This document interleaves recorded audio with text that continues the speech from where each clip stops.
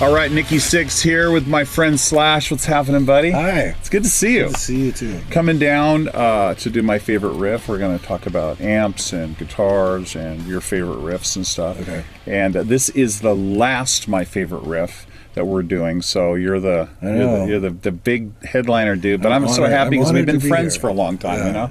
And it's good to do. Kind of what we used to do when we used to hang out. Just you had a guitar and we would talk, and that's what we would do. I know, it's sort of, and it's memorialized on. Yeah.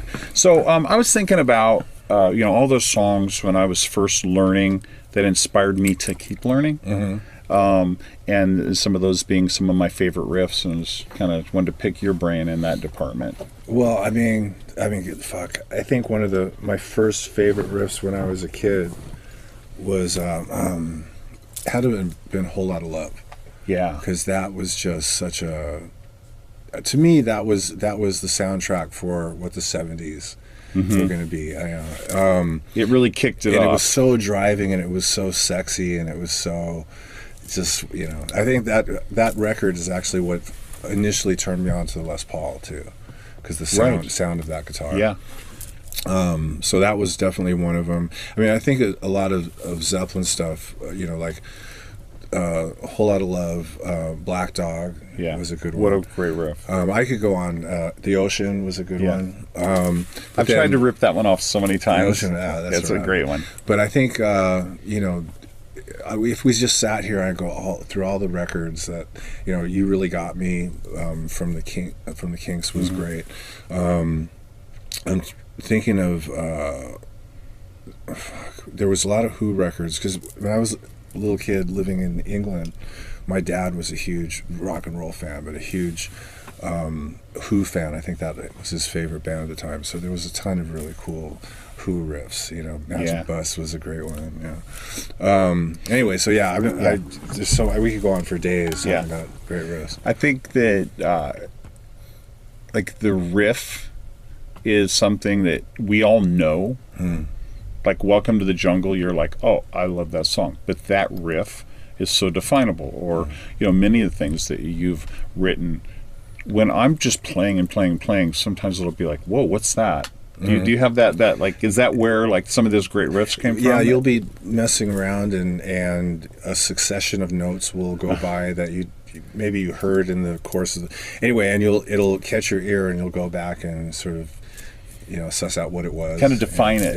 Yeah. It does happen a lot. And they come from, just jamming with drums a lot of times, because, riffs are very much a rhythmic thing. Yeah. And just jamming with drums and things will pop out. Yeah.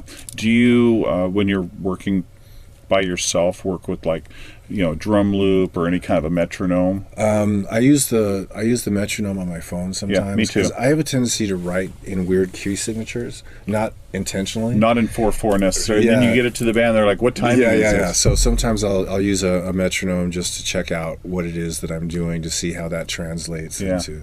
That's interesting, because I many times would go to rehearsal with Motley and I would show them the riff. And then I'd hear Tommy and Mick going, is that even 4/4? And I was like, is it not? I could be jamming something in my hotel room all night the night before sound check, then come into sound check and go, check this out, and realize that as soon as the drums start to come into it, it's completely different than what I was. So the metronome will keep you honest.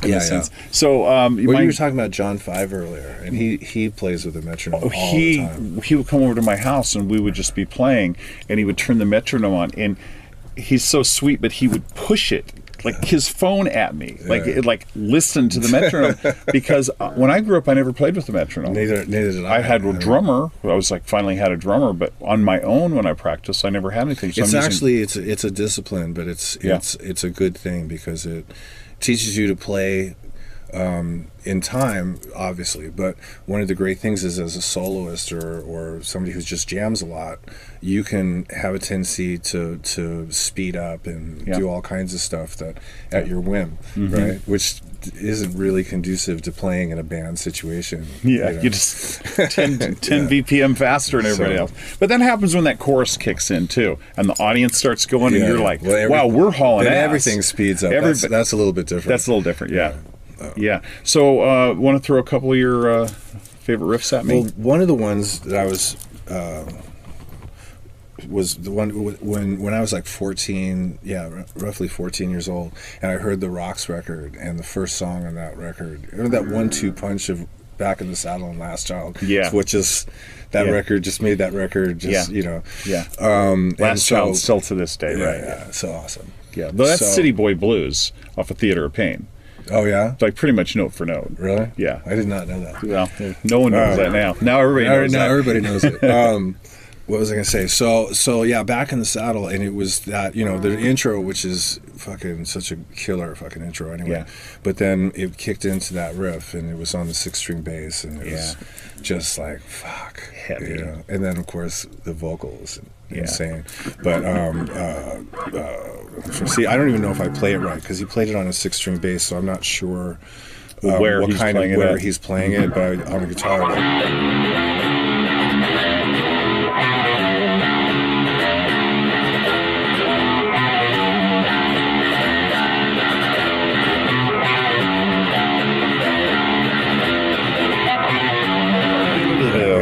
It's such a unique riff. It's really original. I can't. Does it like go to a major in there? Is that why it's well, sometimes when a major's in a minor pentatonic, it pops out. I mean, in that sense, it's very Stones-like, because the Stones always had this sort of major thing going on, and it was bluesy, but it still had this sort of major thing that just made it more sort of rock and roll than heavy metal. You know? And so that it has that element to it, but it still has the, I guess we call it a minor third.